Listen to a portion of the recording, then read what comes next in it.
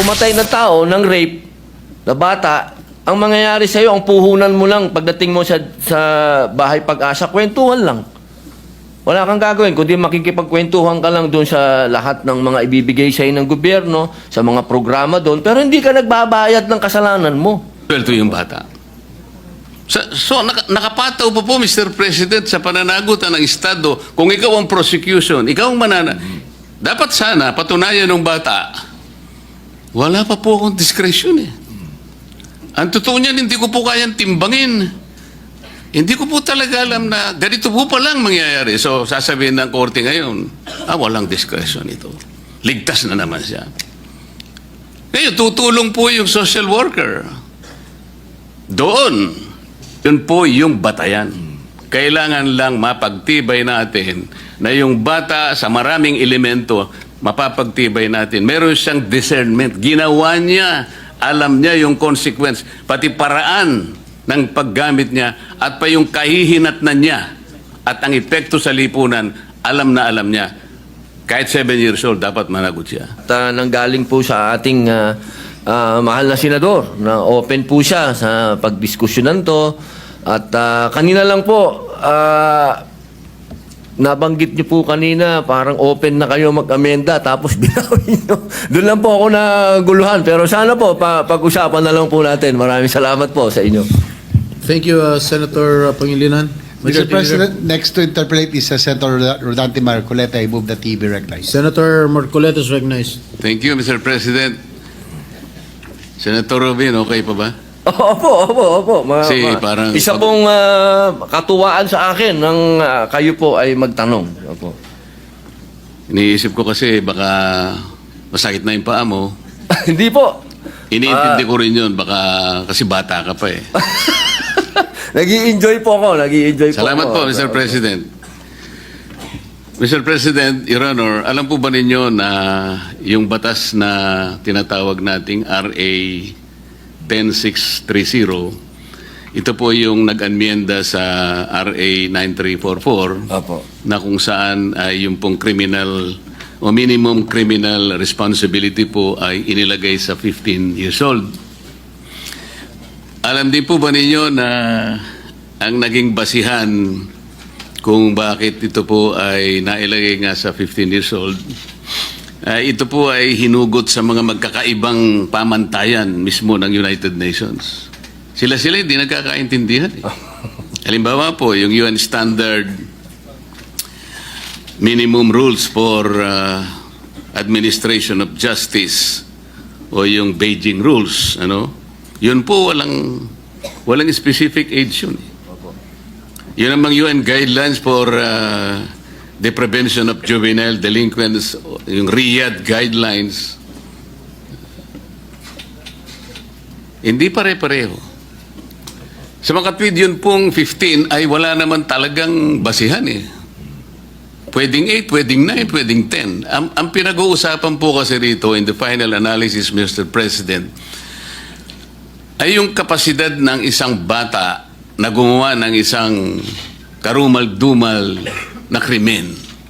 Kung kaya niya, kung meron siyang kapasidad na maintindihan niya ang pagkakaiba ng mali at saka yung tama. Iyon ang ating pamantayan. Sa mga tweet, kung yung bata, kahit na 7 taon lang, ngunit kahit papaano mo pagbali-balig ta rin ang mapangyayari, alam niya ang consequence. Alam niya na darating siya sa ganito eh. Yung consequence ng kanyang magagawang krimen sa kanyang kapwa at sa lipunan, alam na alam niya, kahit sa murang gulang pa lang. Pati yung ginamit niyang pamamaraan kung paano niya isasakatuparan yung krimen, isinasangkot din yun eh. Yung lawak nung consequence na kanyang nagawa, isinasang-alang-alang yun eh. Doon sa discretion na pinauunawa sa atin ng Korte Suprema sa pamagitan ng paggagawad niya ng guidelines. At ang pinakamahirap po, Mr. President, Your Honor, alam po ba ninyo, ang magpapatunay na yung bata na gumawa ng karumal-dumal na krimen o yung tinatawag nating heinous crime, ang burden of proof yung Estado. Ikaw ang magpapatunay. na meron siyang discretion. Kapag nagkamali ka ng paglalatag mo ng ebidensya, absuelto yung bata. So nakapataw po Mr. President, sa pananagutan ng Estado, kung ikaw ang prosecution, ikaw ang dapat sana patunayan ng bata, wala pa po akong discretion eh. Ang totoo niyan, hindi ko po kayang timbangin. Hindi ko po talaga alam na ganito po palang mangyayari. So sasabihin ng korte ngayon, walang discretion ito. Ligtas na naman siya. Ngayon, tutulong po yung social worker. Doon, hindi natin alam kung anong pamantayan na gagamitin ng social worker. Hindi po natin sinasabi, Mr. President, Your Honor, na wala pong kakayanan ng social worker. Ngunit napakarami pong isasaalang-alang dun eh. Para talaga mapagtibay mo na walang kakayahan talaga yung batang yun. Na yung kanyang ginawa, wala pa siyang kamalayan eh. Pero hindi binding sa korte yun eh. In the final analysis, Mr. President, Your Honor, ang magpapasa yung korte. O sige, palagay mo. May diskresyon, sabi ng korte. Pero sinasabi ng batas ngayon, na yun po yung ninanais niyong susugan, tama naman po kayo ron eh.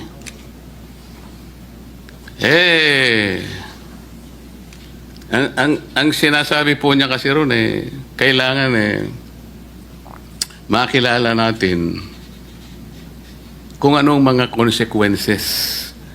Napakahirap nun eh. At pagkatapos, sige, napagtibay na. Hindi po ako naniniwala yung batas sa ngayon ay sapat para dun sa consequence na nagawa ng bata. Napatunayan na, may discretion eh.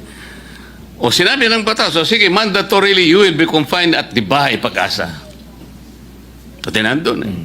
Pero yung pong Bahay Pag-asa, rehabilitative po yun eh. Hindi po yung punitive na kagaya po ng mga preso na binabanggit nyo kanina, na kung saan naawa kayo sa mga batang gumawa no, kaya pinaghiwalay po ninyo sila eh. Nandun po ba yung pasilidad na talagang yung bata na nakagawa ng kasalanan na yan? Kompleto po ba yung pasilidad? Nandun po ba yung mga psychologists? Nandun po ba yung mga guidance counselor? Nandun po ba yung mga disciplinarian? O yung mga iba't iba pang sektor ng lipunan na merong interes para ma-rehabilitate yung bata na yun? Talaga bang nandun lahat yun? Sapagkat kung wala, yung bata, hindi rin may tutuwid yun. Kagaya nga po na sinasabi kanina, Senator Tulfo, pabalik-balik yun eh. Recidivist na yun eh. Pero, baka 7 years old. Kamukha po ng example nyo kanina, 8 taon lang nakagawa na eh. 10 taon lang nakagawa. Ano pong ibig nating sabihin dito? Yung modern approach po kasi, Mr. President, Your Honor, hindi na po binibigyan ng taon eh. Ang importante, kailangan po makita natin na yung bata, irrespective of the age, meron na siyang discernment. Yun po yung batayan. Kailangan lang mapagtibay natin na yung bata sa maraming elemento, mapapagtibay natin. Meron siyang discernment. Ginawa niya, alam niya yung consequence, pati paraan ng paggamit niya at pa yung kahihinatnan niya at ang epekto sa lipunan, alam niya. Kahit 7 years old, dapat managot siya. Mr. President, kayo po ba'y naniniwala na dapat ganun ang approach natin, Mr. President, Your Honor? Opo. Yan po talaga ang buong-buo po nating paniwala.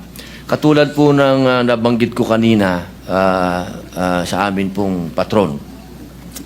Alam niyo po, lagi ko pong sinasabi, bakit nawala na sa atin ang youth detention? Dati po kasi may Boys Town po tayo, kung naaalala niyo po, nung araw. Hindi ko alam bakit nawala yan. Advance na tayo noon eh, nandun na tayo eh.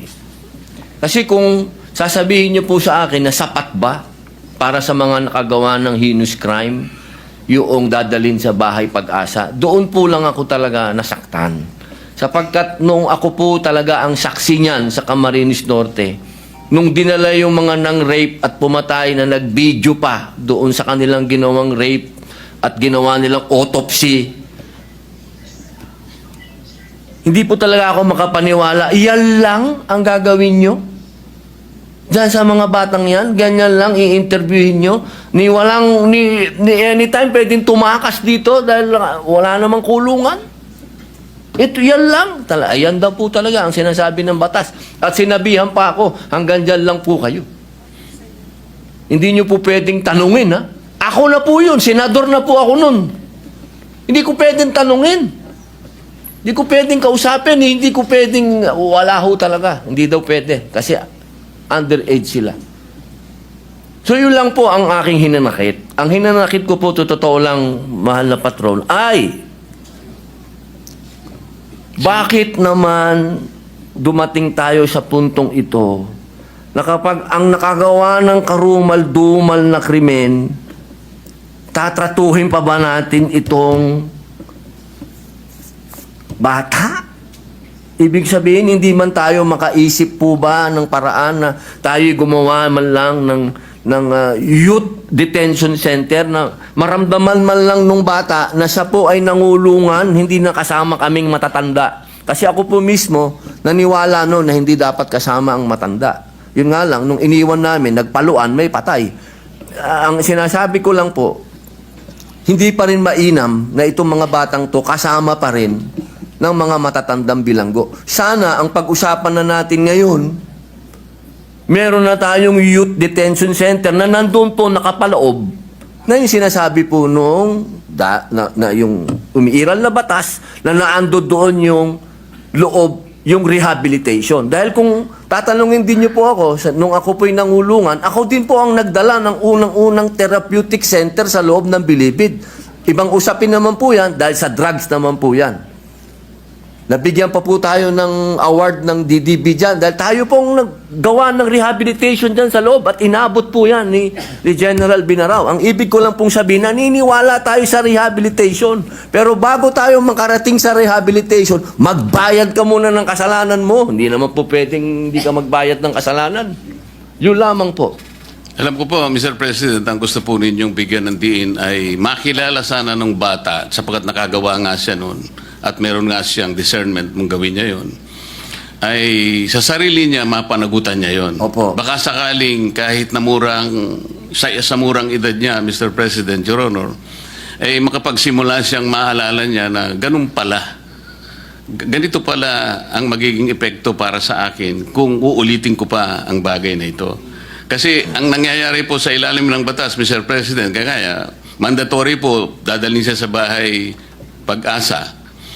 At pagkatapos ng isang taon po, mandatory rin gagawa po ng ulat yung social worker at doon ay pagtitibayin niya na maaaring okay na po ito, ayos na po ito, pwede na siyang ma-reintegrate sa ating lipunan. Doon lang po ba tayo nakabate doon sa report niya? Gaano po katotoo yung report niya? Kaya po tinatanong ko kanina, Mr. President, kompleto po ba yung process? Nung siya'y makarating doon sa unang araw hanggang sa ika-100 o ika-1 year niya doon ay talagang lutong-luto siya na lahat ng kanyang pinagdaanan ay contributory sa pagiging isang mabuting tao na niya. Makapagsimula siya, makabalik sa mainstream ng ating lipunan. Hindi pa po yun ang inyong tinutukoy, Opo Mr. Yun President? Opo Yun po yung alam niyo po kasi dapat bata pa lang alam na niya yung accountability. Kung ano yung ginawa niya, dapat alam niya na. Hindi dapat alam niyo, ito lang po sinasabi ko, hindi po sa ibang kaso ha. Sa ibang kaso naman po, doon po sa batas kasi pagka 6 years below, parang probation din naman po yun. Wala naman po akong kontra doon. Doon lang sa heinous crimes. Ulitin ko po. Doon lang talaga. Yung karumal-dumal. Opo. Isipin nyo, kwentuhan lang ang puhunan mo pala. Pag ako'y pumatay ng tao, ng rape, na bata, ang mangyayari sa'yo, ang puhunan mo lang pagdating mo sa bahay Pag-asa, kwentuhan lang. Wala kang gagawin, kundi makikipagkwentuhan ka lang doon sa lahat ng mga ibibigay sa'yo ng gobyerno, sa mga programa doon, pero hindi ka nagbabayad ng kasalanan mo. Importante po sa lahat, yung magbayad ka ng kasalanan mo, sa murang edad, maintindihan mo na kailangan mong magbayad ng kasalanan pag may utang ka. Yun lang naman ang kailangan na hindi mo pwedeng lagpasan yun. Kailangan magbayad ka. Ginawa mo yan eh. Pwede po bang malaman, Mr. President, nung kayo po ay unang nakalabag o nakagawa ng labag sa batas, anong taon po ba kayo? 10 taon po. Napakaswerte po ng intervention na ginawa ng ating bansa sa inyo sapagkat sa kabila ng maaga po ninyong pagkakalabag ng ating mga batas, ngayon po ay kausap ko na kayo bilang isang senador ng ating bansa. Opo. Hindi ba tama na kagaya po ng inyong inaasam, lahat po ng ganun siguro kamurang edad ng mga kababayan natin o mas murang edad pa sa inyo ay kung tinapatan ng mga intervention ng mga reform at rehabilitation para sa isang bata, eh di sana lahat ng batang yon ay baka sakaling susunod sa yapak ninyo, Ginoong Senador. Tama po ba yun? Opo, tama din po. Tsaka, ma-share ko lang po, siguro po, kung meron na po talagang sa panahon namin, kasi ang nangyayari po kasi noon... Ano po ba yung panahon ninyo noon? Talaga pong maloko po tayo, patron eh. Talagang... Panahon na rin po ni Senador Tulfo yung panahon ninyo? Ay, o hindi ba? magkaedad lang naman po. Tulfo. Pero talaga pong... Meron naman po akong biography eh. Pag nabasa po nila yon, makikita po nila talagang na-involve po tayo sa murang edad. Kaya lang po, nakikita ko po yung sarili ko kasi dito. Kung nung murang edad, ako po yung nadisiplina na, baka hindi na po ako nakulong. Ang nangyari lang po kasi, dahil nung araw, dahil ako po yung anak ng gobernador, siyempre po, pag nakagawa ka ng kasalanan, para ka na ring may batas na, anak ni gobernador yan, wag nyo nang pakialaman. Ganun po ang nangyayari. Kaya habang ikaw ay nakalulusot, hanggang sa naging bata ka ng presidente nung araw, si Robin Padilla, bata yan ni Fidel Ramos, wag niyong galawin. Hanggang naayang ka pa uli, dire-diretso ka pa, hanggang isang araw, tinamaan ka talaga ng ayan na ang sintensya mo. Babayaran mo na yung kasalanan mo. Doon lamang po ako nagkaroon ng pagkakaintindi. Kasi galing ka sa pinakamataas, ikaw ang superstar, tapos ginawa kang lowest mammal, bilanggo ka, kung tawagin ka ng gwardya, ka rito. Marirealize mo, boss. Marirealize mo, patron, na teka, kailangan kong magbago. Kasi pag hindi ako nagbago, ayaw kong tumagal dito sa kulungan. Yun lang naman po kasi yung tamang paraan ng rehabilitasyon. Kasi kung babalikan ko po nung araw na nakalulusot ako, boss, maniwala po kayo sa akin, hanggang nakalulusot yan, patindi ng patindi. So, Mr. President, para hindi siya talaga makalusot, naiintindihan ko po ang mga anmiyenda na gusto po ninyong mangyari. Palakasin po natin yung sa discernment. Opo. Na kinakailangang malinaw na yung batang gagawa ng paglabag, lalong-lalo na yung mga karumal-dumal na mga krimen, ay magkaroon man lang po ng talagang listahan na kapag itong lahat ng mga bagay na ito ay present habang ginagawa mo o nagawa mo ang paglabag na ito, siguradong merong kang discernment. Opo. At hindi ka makaliligtas sa batas kahit ang gulang mo pa ay 8, Opo. maaaring 9 o 10. So, inconsequential po rito, Mr. President, kung gaano ka kamurang edad. Opo. Ang importanteng lilitaw ay meron kang discernment, lalong-lalo na napasangkapan ka sa mga sindikato. Ibig sabihin, nakauunawa ka eh. Nalaman mo na pwede ka makipagsabuatan. At dito makikita rin, ano bang katungkulan ng magulang? Doon po papasok ang discretion. Maraming salamat po, Mr. President.